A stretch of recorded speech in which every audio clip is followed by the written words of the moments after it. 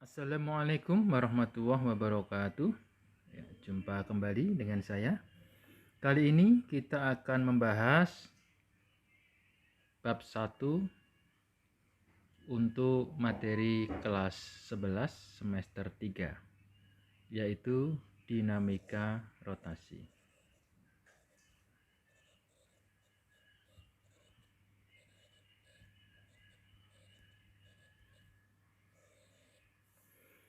Yang pertama yang akan kita bahas yaitu momen inersia.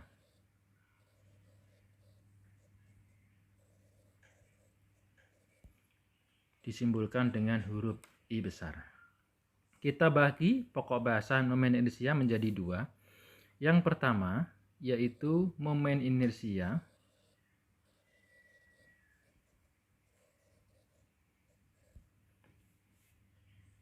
pada partikel. Ya. Momen inersia itu apa?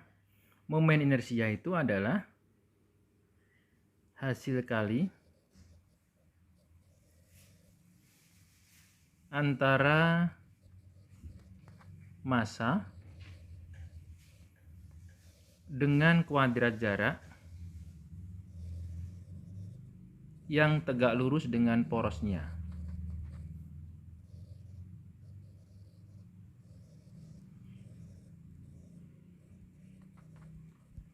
Ya. Jadi, kalau misalnya ini ada sebuah benda bermassa M dengan jarak dengan poros adalah R, dengan poros itu adalah di titik A, maka momen inersia pada poros di titik A itu besarnya adalah mr kuadrat. Oke, bagaimana dengan satuannya? Oke, jadi kalau momen inersia itu adalah mr kuadrat, maka satuannya adalah kilogram meter kuadrat. Ya. Selanjutnya kita ambil contoh misalnya ya, secara mudah saja ada dua buah benda. Dua buah benda ya. Masing-masing berjarak R1, bendanya M1. Kemudian di sini porosnya gitu. Kemudian di sini ada benda M2 berjarak R2. Maka kalau ini porosnya itu di titik A, ya, maka momen inersia di titik A itu adalah I1 ditambah dengan I2.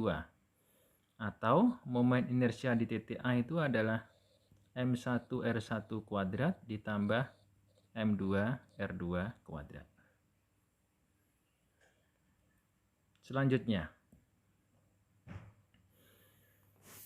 bagaimana apabila ada partikel yang banyak sekali yang berjarak masing-masing R pada porosnya? Jadi kita misalkan di sini ada M1, M2, M3, M4 ya. Maaf ini. Kemudian ini sampai dengan Mn. Mn ya, jaraknya dengan poros adalah R1, ini porosnya di titik A misalnya. Ini R2. Ini R3. Ini R4 dan ini sampai ke Rn. Banyak partikelnya sampai Mn. Maka momen inersianya di titik A itu adalah M1R1 kuadrat plus M2R2 kuadrat plus M3R3 kuadrat sampai dengan plus Mn Rn kuadrat. Atau bisa kita rumuskan I sama dengan sigma N sama dengan 1 sampai ke N ya. I sama dengan 1 sampai ke N MI RI kuadrat. Seperti ini. Kita ambil contoh misalnya, ya. Kita ambil contoh misalnya ada sebuah segitiga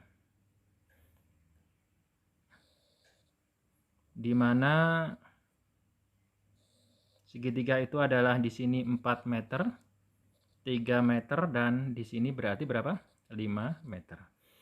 Ini benda bermasa 2 kg,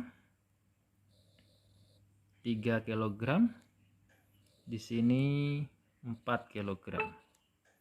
Ya, ini misalnya kita buat titik A, B, C. Yang ditanyakan adalah momen inersia poros di A. Nah, poros di A. Jadi poros titiknya adalah di A. Maka kita bisa membuat momen inersia dengan poros di A itu adalah IA kuadrat plus IB kuadrat plus IC kuadrat. Kita masukkan persamaannya berarti MA RA kuadrat plus MB RB kuadrat plus MC RC kuadrat. Karena masa A 4 kilo sedangkan jaraknya dengan titik A sendiri, A dengan titik A sendiri itu tidak ada 0, maka di sini 0.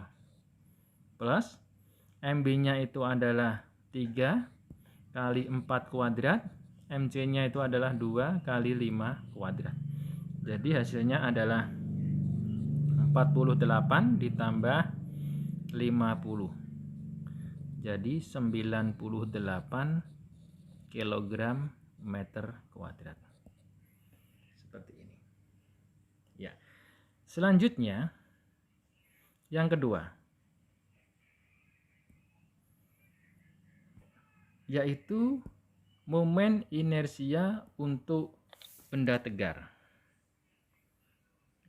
Yang kedua yaitu momen inersia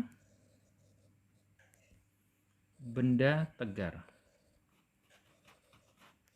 Nah, kita harus tahu dulu benda tegar itu apa.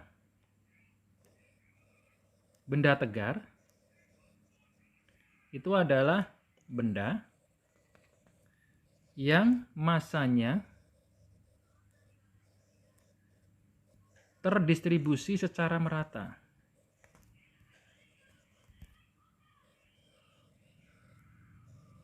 Ya, secara merata. Itu benda tegar. Nah, di sini akan kita tampilkan momen inersia dari beberapa benda tegar. Ya. Nah, untuk menentukan momen inersia pada benda tegar, itu kita menggunakan persamaan, ya. Cara menentukannya kita menggunakan persamaan I sama dengan integral R kuadrat dm. Ya. Karena di sini kalian belum mendapatkan materi tentang integral, jadi untuk perunutan hasil momen inersia dari beberapa benda tegar kita tidak perlu kita bahas, ya. Yang terpenting di sini yang perlu kalian ketahui ada beberapa benda tegar yang sering digunakan dalam soal-soal perhitungan. Kita ambil contoh misalnya yang pertama, ya. Itu adalah batang. Batang kalau diputar di poros tengahnya, misalnya kita punya batang gitu. Ya. Batang dengan panjang L. Kemudian kita putar di poros tengahnya seperti ini. Maka momen inersianya di pusat masanya momen inersia pusat massa IPM itu adalah 1/12 ml kuadrat. Yang kedua, misalnya silinder, ya, atau cakram sama, ya, bentuknya. Jadi kalau misalnya silinder gitu,